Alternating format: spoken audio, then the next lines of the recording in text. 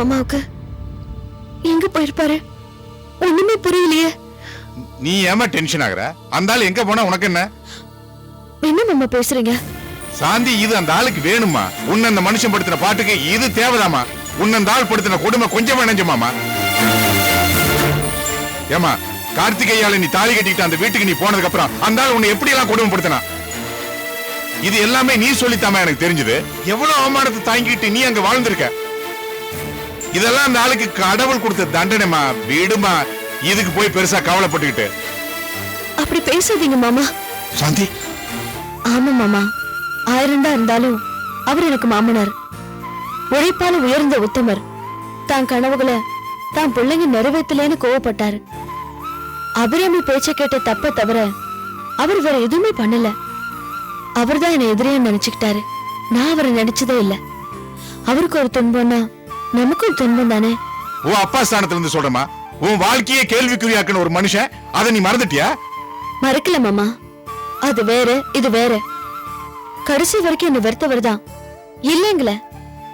குடும்பமே அவரை தேடுறாங்கன்னா அது சாதாரணமான விஷயம் இல்ல. அவர் என் மேல கோவம் காட்டியிருக்கலாம். ஆனா அந்த குடும்பத்துல உள்ளவங்க எல்லாரும் என் மேல பாசம் தான் காட்டியிருக்காங்க. அத்தை எப்படி துடிச்சிருப்பாங்க தெரியுமா? அவங்க தாலி எனக்கு கேள்விக்குறியா இருக்கு. அவங்களால எப்படி தாங்கிக்க முடியும் சொல்லுங்க? என்ன மன்னிச்சிருமா. படிப்பறிவில்லாத ஒரு முரட்டு கிராமத்தாமா. உன்னோட பெருந்தன்மை எனக்கு இல்லாம போச்சு. நான் வேணா டவுனுக்கு போய் இருங்க மாமா. நாராயணன் தானே போன் பண்ணி என்ன நடந்ததுன்னு விசாரிச்சு சொல்றேன். அப்புறம் பாத்துக்கலாம்.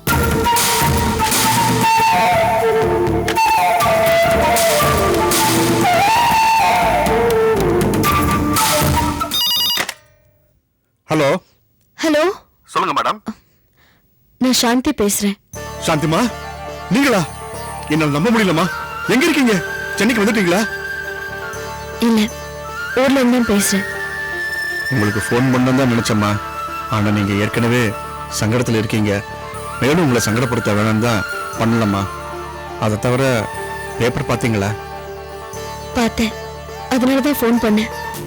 பேப்பர்ல மாமா போட்டோவை பார்த்ததும் மனசுக்கு ரொம்ப சங்கடம் ஆயிடுச்சு. என்னம்மா பண்றது? இங்க பெரியம்மா, கார்த்திக் ஐயா, மதன் ஐயா எல்லாரும் வேதனையில் இருக்காங்கம்மா. முதல்ல மாமாவுக்கு என்னாச்சு? என்னாச்சுன்னு தெரியலம்மா. ஏர்போர்ட்ல நேரா வீட்டுக்கு போயிருக்காரு. அபிராமி பார்த்து பேசிருக்காரு. அப்புறம் என்னாச்சுன்னு தெரியலம்மா. அப்புறம் தான் பேப்பர்ல விளம்பரம் கொடுக்க வேண்டியதா போயிடுச்சு. ரொம்ப சங்கடமா இருக்கு நாராயணா. அத்தை எப்படி இருக்காங்க? அவங்களால இதை தாங்கவே முடியாதே. அது ஏமா கேக்குறீங்க? நடபடமா போயிட்டாங்க. அப்படியே இறுகி போயிட்டாங்கம்மா. இப்ப எங்க இருக்காங்க? இப்ப பாலகிருஷ்ணன் சார் வீட்டுல தான் இருக்காங்க. நான் போய் பார்த்தேன். என்னால தாங்கவே முடியலம்மா. நீங்க போன கோவத்துல மதனையா அபிராமி அடிக்க போய் அவங்க அட்டெம்ப்ட் மர்டர் கேஸ்ல மதனையா உள்ள தள்ளிட்டாங்கம்மா. நல்ல வேளை லாயர் பிரகாஷ் மூலமா வெளியில கொண்டு வந்தாச்சு. மதனையாவும் அம்மா பார்த்து ஆறுதல் சொன்னாரு. குடும்பமே நில குழஞ்சிருச்சு. ஒண்ணு மட்டும் சொல்றேம்மா, மகாலட்சுமியாட்ட நீங்க இருந்தப்ப 1000 பிரச்சனை வந்தாலும் எல்லாத்தையும் சமாளிக்க முடிஞ்சது. எல்லாம் நல்லபடியா போயிட்டு இருந்தது. நீங்க போனதும் எதுவுமே நிக்கலம்மா. சந்தோஷமே போயிடுச்சுமா. நீங்க இருந்ததாம்மா ராசி. நான் இருந்தாலும் நடக்கணும்னு இருந்தா நடந்திருக்கும். இல்லம்மா, நிச்சயமா நடந்திருக்காது. நான் உன்னை கேக்குறேம்மா, தப்பா எடுத்துக்காதீங்க. கேளு நாராயணா. வந்து இந்த இக்கட்டான சூழ்நிலையில நீங்க இங்க வரலாம் இல்லையா? இல்ல நாராயணா, நான் வரக்கூடிய சூழ்நிலையில இல்ல. மாமா வரணும். அவரை முதல்ல கண்டுபிடிங்க. அவர் பிசினஸ் ஃப்ரெண்ட்ஸ் எல்லாருக்கும் போன் பண்ணுங்க. அத்தையை தான் பார்க்கணும் போல இருக்கு. ஆனா அத்தை என்ன பார்த்தா அவங்க துக்கம் இன்னும் அதிகமாகும். வேணாம் நாராயணா, அப்பப்போ போன் பண்ணி நான் உங்ககிட்ட கேட்டுக்கிறேன். தயவு செஞ்சு எல்லாரையும் பாத்துக்க. சரிம்மா, இந்துவை கேட்டேன்னு சொல்லுங்கம்மா. சரி, ஓகே.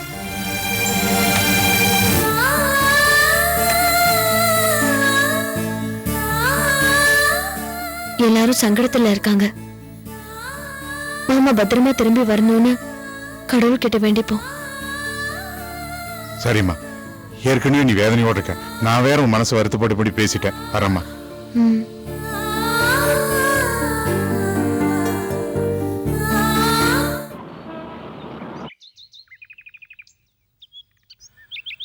ஆர்கேவுக்கா இந்த நிலைமை?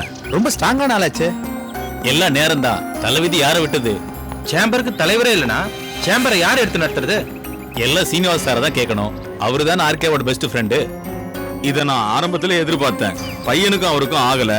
பையன் வேற இங்க மெம்பர் ஆயிட்டான். ஆபீஸ்ல மருமக கை ஓங்கிருச்சு. அதனால ஆபீஸுக்கும் போறது இல்ல. இதனால குடும்பத்துல ஒரே சிக்கல். இவ்வளவு இம்சைய எப்படி ஒரு மனுஷனால தாங்கிக்க முடியும்? இதுல குடும்பத்துல வேற என்ன பிரச்சனையோ தெரியல. ஆளு டோட்டலா எஸ்கேப் ஆயிட்டாரு. ஏயா இப்படி ஏன் பேப்பரை படிச்சுக்கிட்டு வெட்டியா பேச்சு பேசிக்கிட்டு இருக்கீங்க? அதுக்கு பதிலா ஆர்கே எப்படி கண்டுபிடிக்கிறதுன்னு கொஞ்சம் யோசிச்சு பாருங்க. யாராவது ஃப்ரெண்டு வீட்டுக்கு ஃபோன் பண்ணி கொஞ்சம் தேடுங்க. ஏங்க, பேப்பர்ல ஒரு விளம்பரம் வந்தா அதை பத்தி பேசக்கூடாதா? அதுவும் நம்ம சேம்பர் பிரசிடண்ட பத்தி.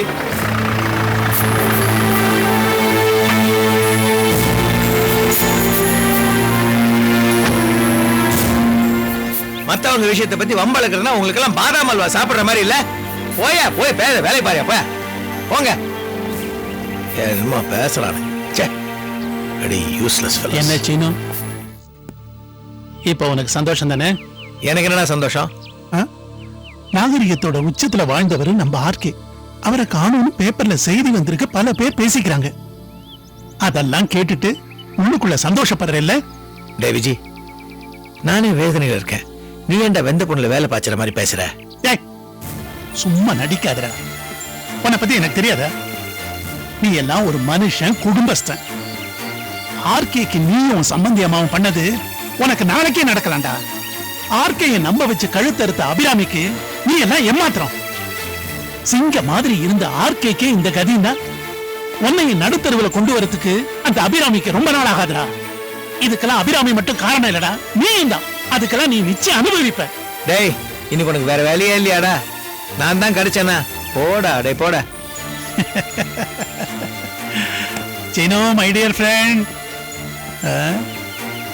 உண்மை சொன்னா தாங்க முடியல. இன்னைக்கு ஆர்கேக்கு ஏற்பட்ட நிலைமைக்காக நான் வருத்தப்படுறேன். என்னைக்காவது ஒரு நாள் அந்த நிலைமை உனக்கு ஏற்பட்டா நிச்சயமா நான் வருத்தப்பட மாட்டேன். சீனோ, திரும்ப திரும்ப நான் சொல்றேன்னு மட்டும் நினைச்சுக்காத. அந்த அபிராமியோட நீ ஏதோ ஒரு லாபத்துக்காகத்தான் கூட்டு சேர்ந்திருக்க. அந்த அபிராமி நல்ல விலை இல்ல. ஆர்கேயை நம்ப வச்சு மோசம் பண்ணவ உன்னையும் ஏமாத்திட்டு போயிடுவாடா. அவ ஒரு நச்சு பாம்பு. அவளை பத்தி புரிகிற காலம் ரொம்ப தூரத்துல இல்ல. அண்டர்ஸ்டாண்ட்?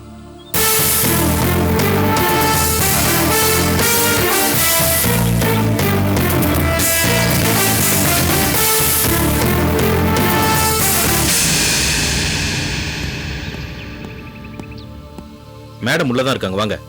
கேட் ஓபன் பண்ணுங்க. இங்க வெயிட் பண்ணுங்க, வர. என்னடா? போலீஸே நம்ம வீட்டுக்கு வருது.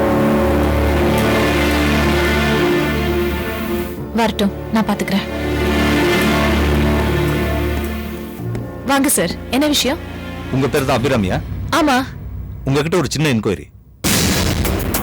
உட்காந்து பேசலாமா? ஓ, why not? ப்ளீஸ் உட்காருங்க சார். இவர் யாரு? என் தம்பி ஷாம். வாப்பா. சார், என்ன கேட்கணுமோ கொஞ்சம் சீக்கிரமா கேட்டா நல்லா இருக்கும். எனக்கு அர்ஜென்ட்டா ஒரு மீட்டிங் இருக்கு. மேடம், எங்களுக்கு 100% வேலை இருக்கு. நாங்க அனாவசியமா எந்த இடத்துக்கும் வர மாட்டோம். நீங்க கேளுங்க. மிஸ்டர் ஆர்கே உங்க மாமனார் தானே? ஆமா. இப்ப அவர் எங்க இருக்காரு? என்ன கேட்டா? அவரோட வீடு தானே இது? இல்ல, இது என் வீடு. ஆர்கே சட்டப்படி எனக்கு எழுதி கொடுத்துட்டு போயிட்டாரு. எங்க போனாரு? எனக்கு எப்படி சார் தெரியும்? உங்களுக்கு தான் தெரியும்னு ஆர்கேயோட சன் மிஸ்டர் கார்த்திக் ஸ்டேஷனுக்கு வந்து கம்ப்ளைண்ட் கொடுத்திருக்காரு. ஏர்போர்ட்ல இருந்து நேரா இங்க வந்த ஆர்கே அவருடைய மைத்துனர் வீட்டுக்கோ சேம்பருக்கோ போகல. கடைசியா பார்த்தது உங்களை தானே. உங்க குடும்ப விஷயத்தை பத்தியோ உங்களுக்கும் உங்க மாமனாருக்கும் உள்ள உரசல்கள் பற்றியோ எனக்கு தெரிஞ்சிருந்தா கூட அதையெல்லாம் பத்தி பேசுறதுக்காக நான் இங்க வரல. இப்ப கொஞ்ச நேரத்துக்கு முன்னாடி சொன்னீங்களே உங்க வீடுன்னு, இந்த வீட்டுக்கு வந்ததுக்கு அப்புறம் தான் ஆர்கே காணாம போயிருக்கார். அவர் காணாம போனதுக்கு காரணம் நீங்களும் உங்களுக்கு உடந்தையா மிஸ்டர் சீனிவாசனும் இருந்ததா எங்களுக்கு கம்ப்ளைண்ட் வந்திருக்கு. அத பத்தி நீங்க என்ன சொல்றீங்க? நீங்க இப்ப கேட்ட கேள்விய ஏற்கனவே அத்தையோட தம்பியும் கேட்டாரு. மிஸ்டர் ஆர்கே இங்க வந்தாரு, நான் இல்லைன்னு சொல்லல. நான் சொல்றத கேட்டுட்டு எதிர்த்து பேசாம அப்படியே போயிட்டாரு. இப்பவும் அதே பதில் தான் சார். என்ன சொன்னீங்க? எனக்கும் அவருக்கும் சொத்து பிரிச்ச விவகாரத்துல சின்ன சின்ன கருத்து வேறுபாடு இருந்தது. நான் எதுவுமே கோவமா பேசல, அவரும் கோச்சுக்கல. இந்த வீடு அவருக்கு சொந்தம் இல்லைன்னு ஞாபகப்படுத்தினேன், அவ்வளவுதான். அவரு எதிர்த்து பேசாம போயிட்டாரு. இதுக்கு மேல அவர் எங்க போனாரு என்ன ஆனாருன்னு எனக்கு எதுவுமே தெரியாது. இத பாருங்க சார், நீங்க எப்ப வேணாலும் வரலாம், கேள்வி கேட்கலாம், நான் பதில் சொல்றேன். வேணா ஸ்டேஷனுக்கு வந்து உங்க விசாரணைக்கு நான் ஒத்துழைக்கிறேன். இதுக்கு மேல உங்களுக்கு என்ன வேணும்? வேற எதுவும் வேண்டாம். ஏதாவது தேவைன்னா மறுபடியும் உங்களை வந்து சந்திக்கிறேன். ஓகே. ஆர்கே பத்தி ஏதாவது தகவல் தெரிஞ்சதுன்னா எங்களுக்கு உடனே இன்ஃபார்ம் பண்ணுங்க. கண்டிப்பா சார்.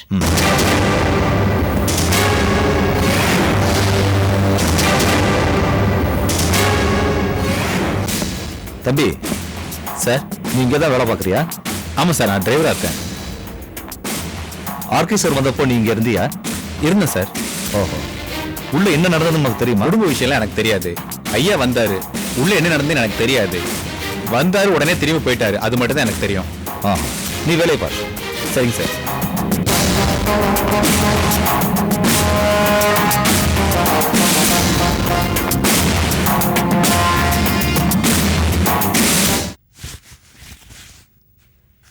அப்பா, அப்பா, ஆமா அப்பா இங்க. தோ அப்பா இங்க வாங்களே. என்னம்மா? நியூஸ் பாருங்க. என்ன?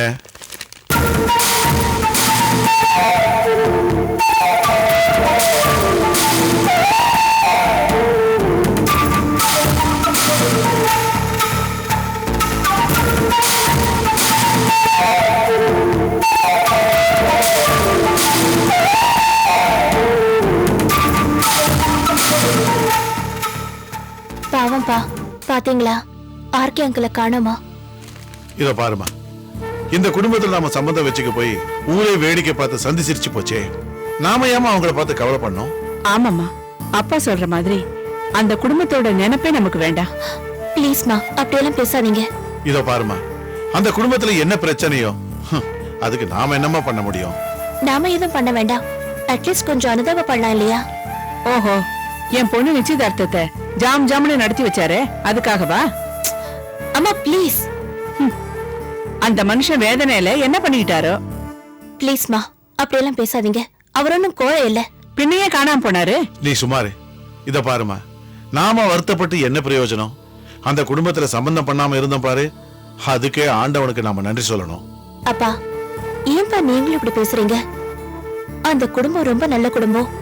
என்ன, அந்த குடும்பத்துல மூத்த மருமக தான் கொஞ்சம் சரியில்லை. மத்தவங்க எல்லாருமே ரொம்ப நல்லவங்க. நான் சாந்தி கிட்டயும் ராஜேஸ்வரி அம்மா கிட்டயும் போய் பேசினேன். எனக்கு அவங்க 2 பேரையும் ரொம்ப பிடிச்சிருந்தது. இப்ப என்ன பண்ணணுங்கிற? அப்பா, நாம 2 பேரும் அவங்கள பர்சனலா போய் மீட் பண்ணி ஆறுதல் சொல்லலாம்ப்பா.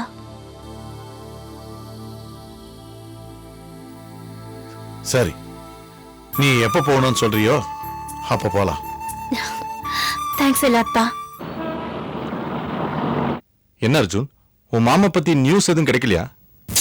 போலீஸ்ல கம்ப்ளைண்ட் கொடுத்தாச்சு, தேடித்தான் இருக்காங்க. அபிராமியும் விசாரிச்சு பார்த்துட்டாங்க. பேப்பர்ல விளம்பரம் கொடுத்தும் எந்த பிரயோஜனமும் இல்லை. சரி, அதெல்லாம் ஓகே. நம்ம சைடுல வேற என்ன ஸ்டெப் எடுத்திருக்கோம்? கேசவ், மாணிக்கம் எல்லாரையும் வெளியில் அமிச்சு ஆளுக்கு ஒரு ஏரியாவை தேட சொல்லியிருக்கேன். அவங்களும் இன்னும் திரும்பி வரல. வந்தாதான் எல்லா டீட்டெயில்ஸும் தெரியும். மாமா எங்கெங்க போறாரு? கோயில், ஷாப்பிங் காம்ப்ளெக்ஸ், சில ஃபேக்டரிஸ், ஆடிட்டர் ஆஃபீஸ், இங்கெல்லாம் தானே. எல்லா இடத்துலையும் அவங்கள கரெக்டாக தேட சொல்லியிருக்கேன். அர்ஜுன், அவர் மன நிம்மதிக்காக ஏதாவது ஆசிரமத்துக்கு போயிருக்கலாம் இல்லையா? சான்ஸ் இருக்கு. அதான் நம்ம மாணிக்கத்தை எல்லா ஆசிரமத்திலும் போய் தேடி பார்த்துட்டு வர சொல்லு. என்னாச்சு மாணிக்கம்? நீ சொன்னபடி சென்னையில் உள்ள ஆசிரமம், முதியோர் இல்லம் எல்லாத்தையும் தேடி பார்த்தாச்சு. எங்கேயுமே உங்க மாமா இல்லை.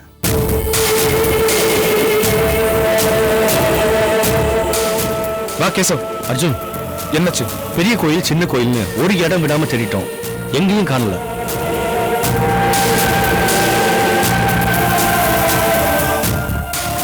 விவேக், நீங்க போன இடம் என்னாச்சு? சிட்டியில பீச் உட்பட சல்லடை போட்டு தேடிட்டோம், எங்கேயுமே இல்ல.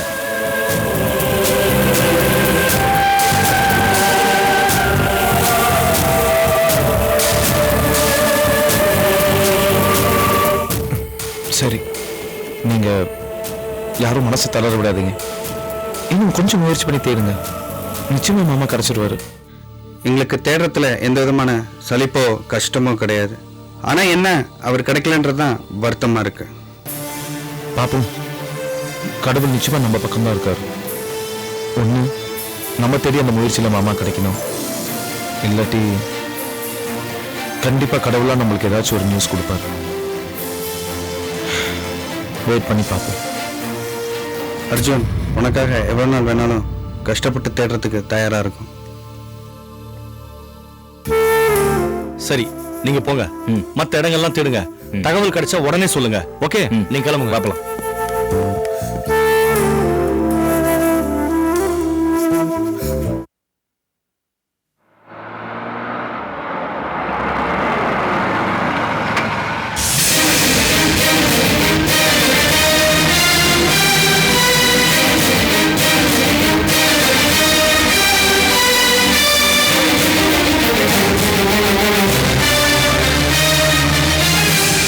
என்ன சம்பந்தமா? என்ன கலவரம்? உட்காருங்க. கலவரம் இல்ல, பெரிய யுத்தமே நடந்துட்டு இருக்கு. அப்படி என்ன நடந்துச்சு? அந்த ஆர்கேனால எனக்கு நாளுக்கு நாள் டென்ஷன் அதிகமாயிட்டு இருக்கு. நேத்து என்னடா போலீஸ் ஆபீசர் வீடு தேடி வந்து கண்டா பின்னாடி என்ன கேள்வி கேக்குறான். அந்த மனுஷன் தொலைச்சு போன எனக்கு ஒரு புது தலைவலி. என்ன அக்கிரம சருதலாம்? ஓஹோ, அவ்வளவு நடந்துச்சா? ஆமா, அந்த கார்த்திக் பையல விஜயகுமார் கொடுத்த கம்ப்ளைண்ட் வேலை பண்ண ஆரம்பிச்சிருச்சு. எனக்கு என்ன பண்ணணும்னு தெரியல. ஐ சி. சரி, என்ன கேட்டாங்க உங்களை? எல்லாமே கேட்டாங்க. ஆர்கே உங்க வீட்டுக்கு வந்தாரா? என்ன பேசுனீங்க ரெண்டு பேரும்? அவர் என்ன சொன்னாரு? நீங்க ஏதாவது இன்சல்ட் பண்ணீங்களா? கோபா பேசுனீங்களா? அவமானப்படுத்தி அமிச்சிட்டீங்களா? எங்க போனாரு? என்ன ஆனாரு? ச்சே, சுத்த நான்சென்ஸ். நான்சென்ஸ் தான், ஒத்துக்கிறேன். இந்த நான்சென்ஸுக்கு நீங்க என்ன பதில் சொன்னீங்க? என்னன்னு சொல்றது? வேற ஒண்ணும் இல்ல, சொத்து பிரிச்ச விஷயத்துல எங்களுக்குள்ள ஒரு சின்ன கருத்து வேறுபாடு இருந்தது. மத்தபடி எதுவும் இல்ல. நான் எதுவும் பேசல, அவரு என்ன எதிர்த்து பேசாம போயிட்டாருன்னு. ஆனா அவங்க என்ன நம்புற மாதிரி தெரியல. நீங்க தானே பெருசா சொன்னீங்க போலீஸ் உங்க கையில இருக்குன்னு. அப்புறம் எப்படி என் வீடு தேடி வந்து கேள்வி கேட்கலாம்? இதுக்கு என்ன சொல்றீங்க? சம்பந்திமா, முதல்ல கொஞ்சம் காம் டவுன் ஆகுங்க. இப்போ போலீஸ்ல யாராவது போய் கம்ப்ளைண்ட் கொடுத்தாங்கன்னா கேள்வி கேட்க வேண்டியது அவங்களுடைய கடமை. It is their duty. இது ஒரு ஃபார்மாலிட்டி தான். கேள்வி கேட்டாங்கங்கிறதுனால நீங்க குற்றவாளி ஆயிட மாட்டீங்க. புரியுதா நான் சொல்றது? கொஞ்சம் யோசிங்கம்மா, கொஞ்சம் யோசிங்க. கம்ப்ளைண்ட் கொடுத்தது யாரு? ஆர்கேவோட பையன், அப்புறம் விஜயகுமார்.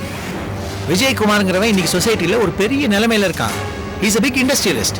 அவனே கம்ப்ளைண்ட் கொடுத்து போலீஸ் எந்த ஆக்ஷனும் எடுக்கலன்னா என்ன ஆகும்? பெரிய லெவல்ல அவன் பிரஷர் கொடுப்பான். அப்புறம் டிபார்ட்மெண்டல் என்கொயரின்னு வரும். ஏன் என்னன்னு கேள்வி கேட்பாங்க. இதனால பாதிக்கப்பட போறது நமக்கு சாதகமா இருக்காரு ஏசி, அவர்தான். எனக்கும் டிபார்ட்மெண்ட்ல ஹை லெவல்ல ஆட்கள் தெரியும்.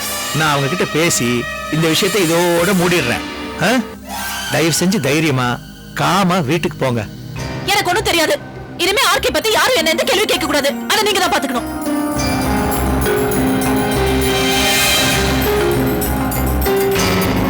சரி, நான் பாத்துக்கிறேன், கவலையை விடுங்க. அப்படியே அந்த ஆர்கே இண்டஸ்ட்ரீஸ் விஷயத்தை நீங்க கொஞ்சம் பாத்துக்கங்க. சரி, முதல்ல நீங்க இத பண்ணுங்க.